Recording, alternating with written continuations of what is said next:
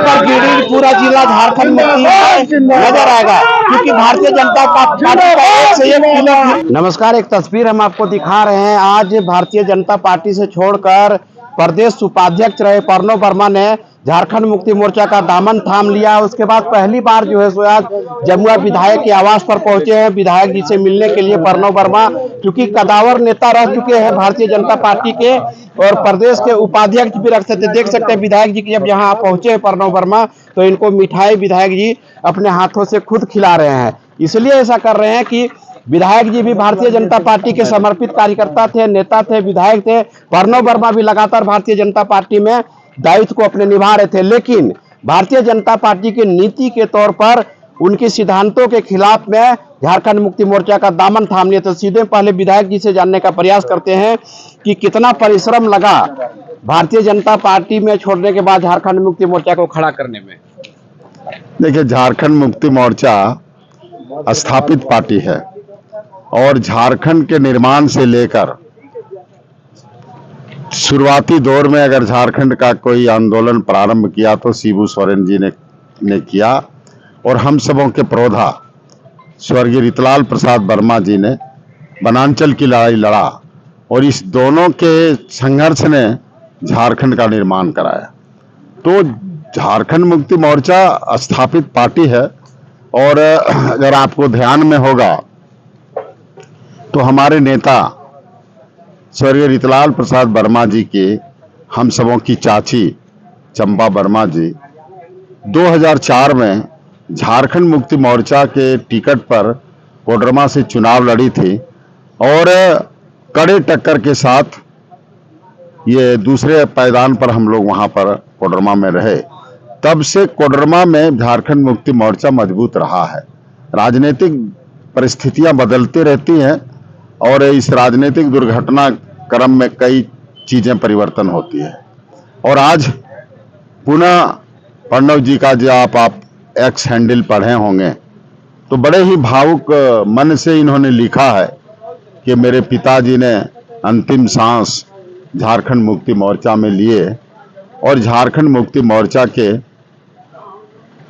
लोगों ने बड़े सम्मान के साथ पैतृक गांव भंडारों पहुंचाए थे और शिबू सोरेन जैसा दिग्गज जो झारखंड के दिसम गुरु थे उनके अंतिम संस्कार में सम्मिलित हुए थे। इससे आपको ऐसा नहीं लगता है कि रितलाल जी का परिवार झारखंड मुक्ति मोर्चा से पुराना संबंध रहा है।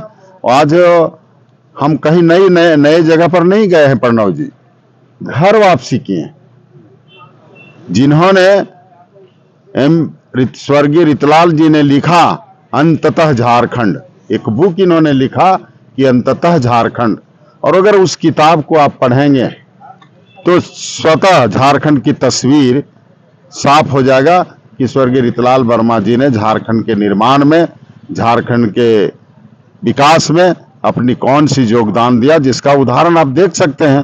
Koderma to Giridih railway line, आज उनके कारण ही हजारीबाग, कोडरमा टू हजारीबाग, हजारीबाग टू रांची, ये स्वर्गीय रितलाल प्रसाद जी का सपना था, जो उस सपना को लोगों ने बरसों लगाया और आज उनका सपना साकार भी हुआ है और जो चीजें बाकी है वो आने वाला समय में पूरा होगा। निश्चित तौर पर रितलाल बाबू का जो सपना था वो साकार हुआ भी है, जो सपना बच गया है वो साकार होगा ही।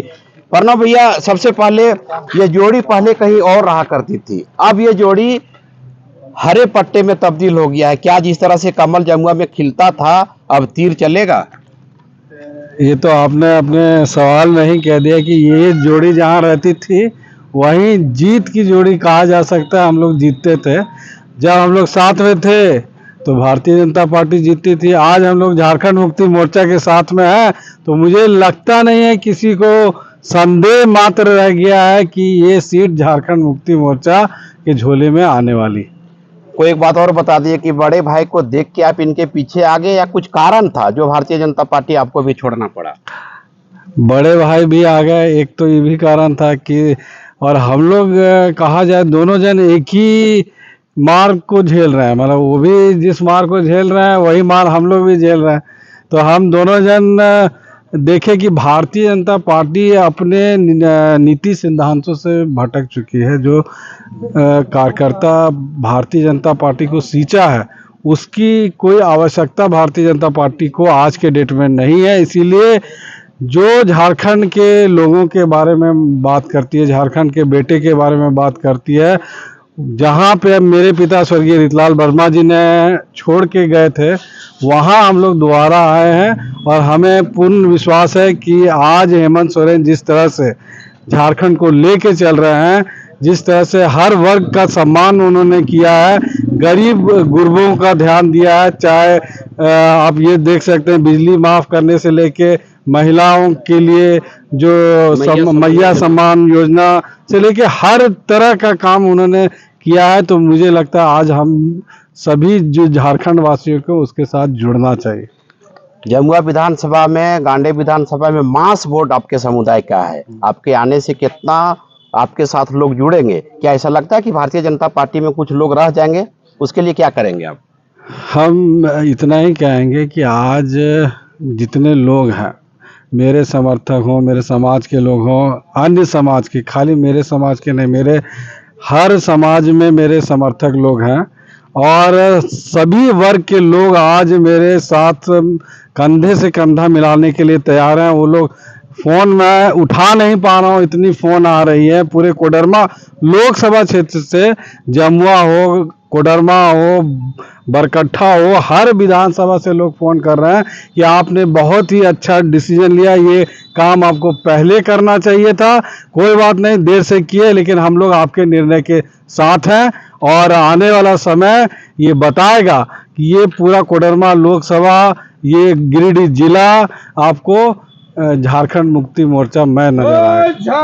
तो निश्चित तौर पर गिरिडीह पूरा जिला झारखंड मुक्ति में नजर आएगा, क्योंकि भारतीय जनता पार्टी का एक से एक किलो धीरे धीरे खसकता नजर आ रहा है और जमुआ के साथ साथ पूरे कोडरमा लोकसभा में झारखंड मुक्ति मोर्चा का सिक्का जमेगा, ऐसा कहना है लोगों का। तो देखना दिलचस्प होगा कि इस बार जमुआ विधानसभा का क्या रणनीति रहता है। जमुआ विधानसभा में जहां कमल खिला करता था, तीर किस तरह से चलेगा, इस पर भी देखना दिलचस्प होगा। नमस्कार।